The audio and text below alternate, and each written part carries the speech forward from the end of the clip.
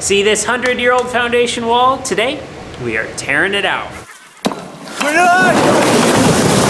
This is the mansion my great-great-grandfather bought for $7,000. With the help of my friend Roman and my neighbor Justin, I am fully remodeling and restoring it. Up to this point, we fully gutted the attic, upstairs, main floor, and basement. We then insulated, removed walls, and rebuilt all the floors on the main floor.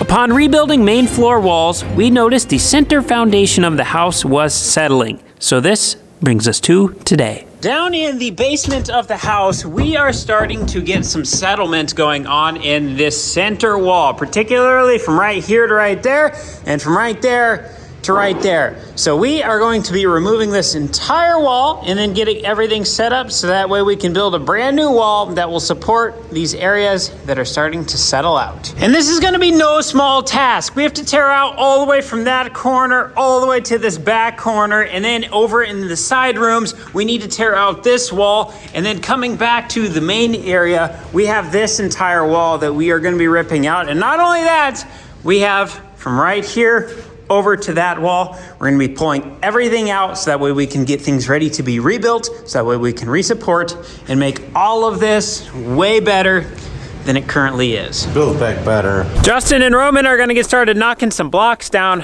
I need to go dump the dump truck because we're going to need to throw our blocks in here. Oh, it is cold out today. It's actually starting to snow a little bit. We've been spoiled. We've had 70 degrees like the past 2 weeks, and now it's like 20.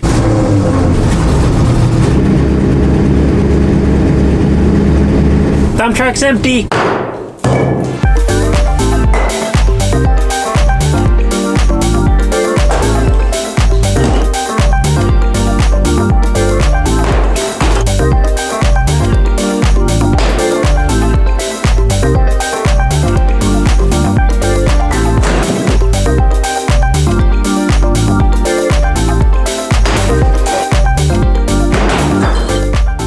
And as we're breaking out blocks today and carrying things up, I need to be very careful. I am a week into a partial pectoral minor tear right here. So when I grab anything in here and when I hold stuff with my right hand, and I would assume hitting with a sledgehammer, that is not going to feel very good. So we're just gonna play it easy, and if something's hurting me, I'm not going to do it. So if you see me being a little bit of a dog in the corner, that's why. We're trying to keep our body healthy, let everything repair. We're standing in the spot where our big black tank in the basement used to be, and for whatever reason, the big support beam that held up the center of the floor, where it actually ties into the foundation wall, they had no blocking underneath of it. So that board is literally just sitting there. As much as the floor above it wanted to sag down, it could, because this wasn't supported on anything. So we just put in some temporary blocking back in there, because right now, this is what's actually holding up the floor joists above our head. Since we're ripping the stuff out in the middle,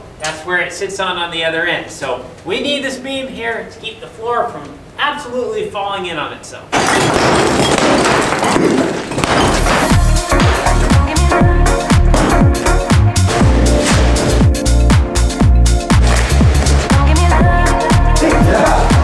If you've ever carried cinder blocks around before, you understand there's two different types of cinder blocks. There's the ones that are like, okay, this is a normal cinder block.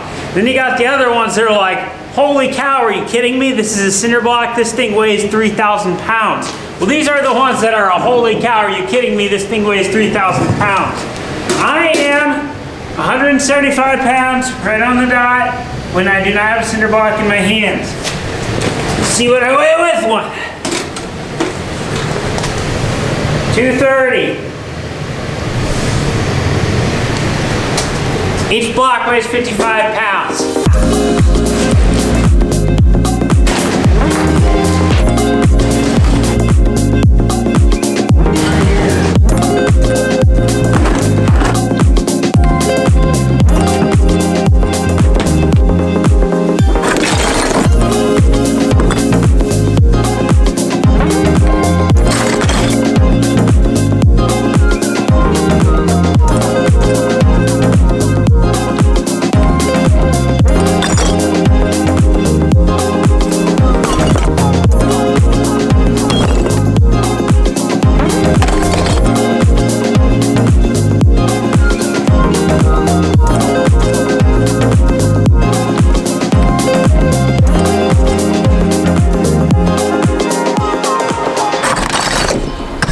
We're 2 hours into wall demolition. We already got the dump truck this full. We are gonna have to dump this here soon because we are getting close to what the dump truck can tip up and actually be able to tip. These bricks are heavy. Roman's still getting a few more out. I just threw a couple pork burgers on the grill. We're gonna have these for lunch. I'm really pleased with the progress we are making. We basically have the whole back corner done, plus the little stem wall that was around the side. So I would call this a good halfway point. So for 2 hours of work, that is not too bad. We are not gonna be able to get this little bottom part yet until we start breaking up some of this concrete because the blocks are halfway covered with the concrete. They would have built these walls first and then poured the floor. So once we tear this out, then we'll be able to tear the rest of that out.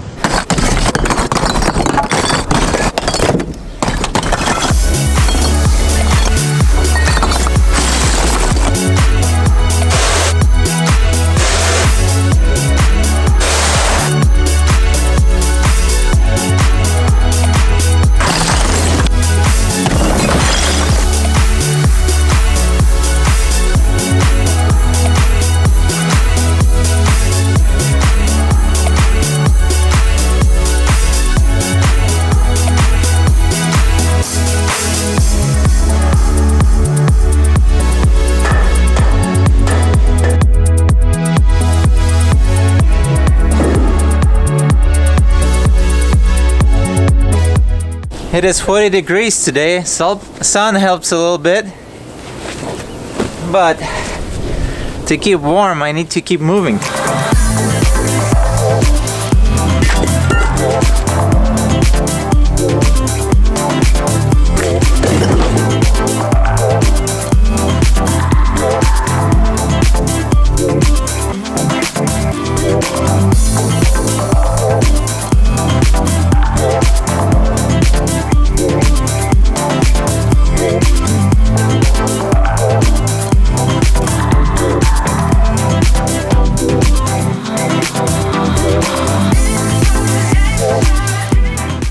Wall number 1 down, baby wall number 2, baby wall number 3, big wall number 4 down. How you feeling? Tired. Overworked. I'm tired from Justin being tired. He says he is, but he's not. And we now have a full dump truck. Possibly a little too full. We'll see if this is gonna dump.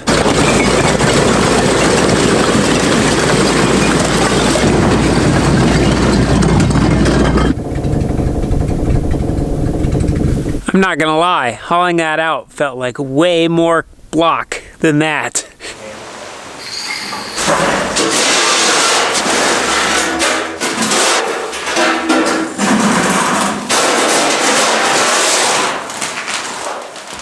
Justin recommended to build a storm shelter for my chicken house, so we're trying to salvage as many blocks as we can now.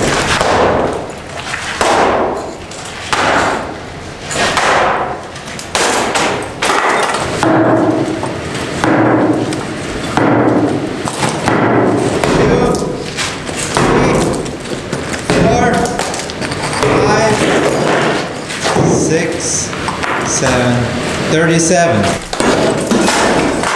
1. The most fun part is actually carrying these. Is it? Yeah, Justin loves it. Well, it's not gonna get out in the truck by itself, guys. That's right, give me the camera.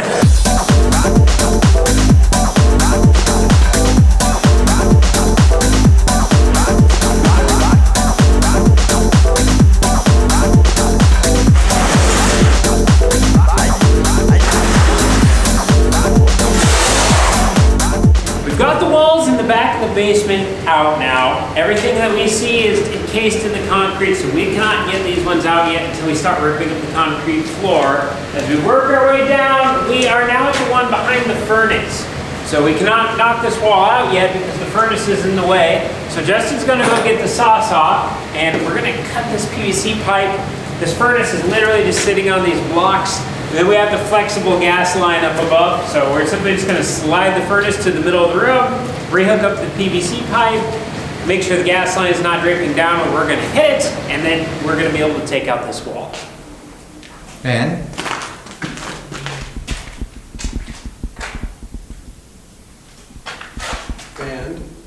And what? We don't need electricity. No?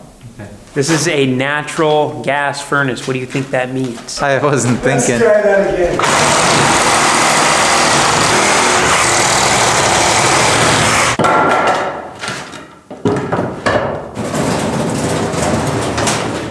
Whoa, Bessie. That's all we got.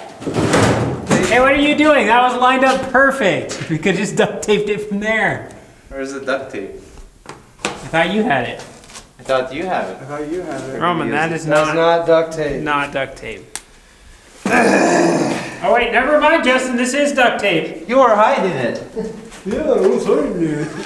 It's on the shelf in there. Say again? What's hiding it? What? It was right on the shelf in there. You need to look. And you knew it all the time. Look with your eyes the next time. I don't have glasses. I don't see it. Get out of here. Who would have duct taped the sewer? Who was duct tape in the sewer, Cole? With me? Why are you guys looking at me like this? You're acting like I'm the only person in the world who's ever duct taped the sewer line. Safety first, Roman.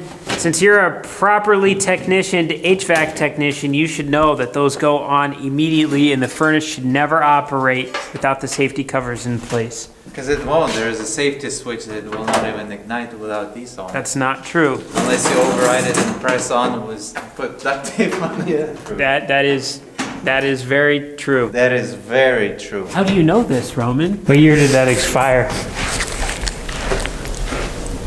Best Buy, not Best Buy. May 6th, 2020.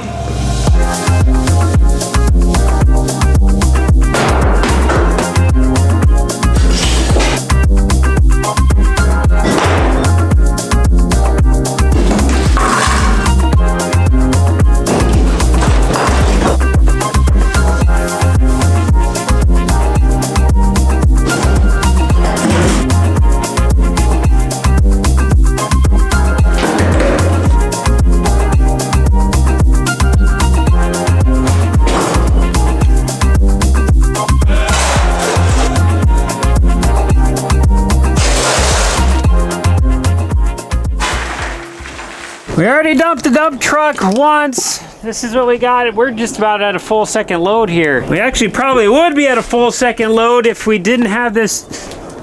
Why are all those bricks stacked up there? They're waiting. For what? Justin had a great idea that I would build the tornado shelter for the chickens. Because, you know, overall it's a strategic food. You have eggs all the time, no matter what happens. Like if you have Armageddon, or what do you call it? Armageddon? I don't know. Armageddon? Armageddon, there you go. So you mean when you're dead and already in heaven anyway? Then your chickens can survive? Well, but I don't know, before I die, I need to take care of my children.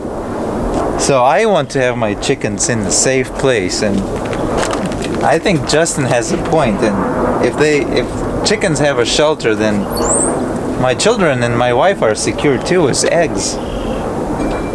So I think that should be enough for 10 chickens. I would certainly hope so. Got more blocks there. Got more blocks over there. Roman's got all of his wood for his chicken coop over there. You know, when stuff hits the fan, don't come to me begging for eggs. Actually, you're welcome to come. We can share. Just don't be touching my chickens. Wait, Roman, that's not an actual diagram. That's just two chickens in a square. You didn't let me finish the drawing. It's like Genesis of the story. There was a male and female, and then they had children, and children had children. How do they say? Behold. Lo and behold. Long and behold, I'll be chicken farmers of farmers. I'll be selling chickens to everyone. The reason why we tore out our block wall was because there are some spots where, see how the wall is actually holding up the ceiling, like everything is touching up there? And then when we have areas like this, where there is nothing actually holding up the floor, so this wall is just here to separate the rooms. It's not actually holding up the floor. underneath this big beam, which is where the wall we just tore out used to be, there are some spots where the wall was actually holding up the floor, and then we had other spots, like right here, where the wall was not touching the floor at all. So it made our floor sag, this big beam was sagging, and the only way that we could fix our floor issue and fix our beam issue was to tear out the wall and rebuild a brand new wall right where this one is. So that's exactly what we did, and that is why we now have a torn out wall. And this beam that runs in the center of the house is a major support beam for the entire structure of the house. Literally every single wall is stacked on top of this. So all the way from the center of the roof line to the upstairs walls and downstairs walls are sitting right here in the middle of the house. So we want to make sure that this wall is never going to go anywhere. We're going to be doing a ton of building upstairs. We're going to be adding a lot of weight.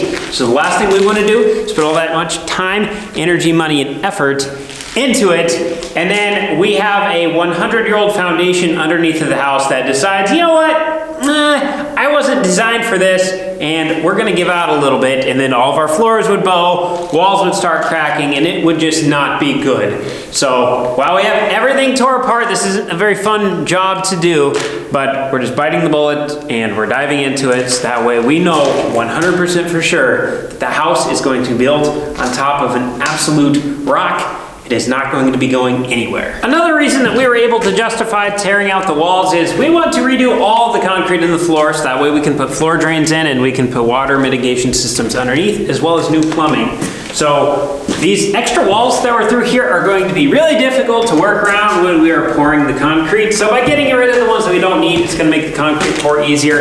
And then also, since we already have the mess of everything absolutely tore up, getting to the bottom of these is just like, hey, we're already right there. So it adds an extra 2 days of work, but the juice is worth the squeeze and what we're gonna be getting out of it. Hey, Roman, are you ready to tear out that wall?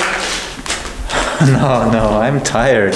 I'm done for today. All right, I guess you guys heard the man. We're both tired, so this is all I got for today. Thanks for watching. We'll see you in the next one.